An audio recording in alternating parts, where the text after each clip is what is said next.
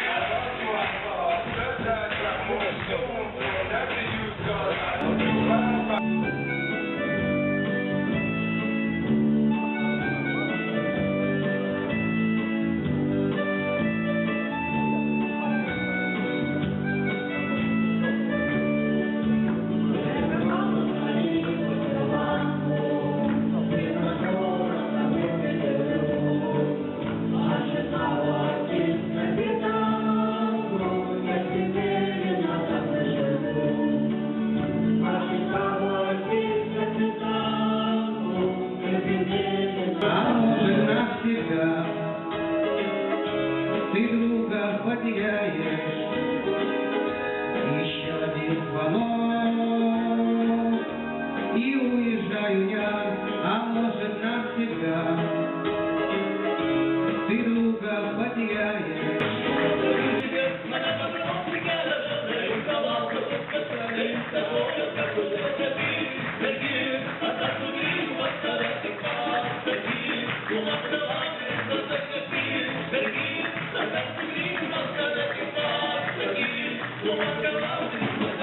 Prašau pažvelkite į mane, nepasislėpkit po abejingumo kaukę, tik ne iš gailesčio, prašau pažvelkite į mane ir leiskit su jumis draugauti.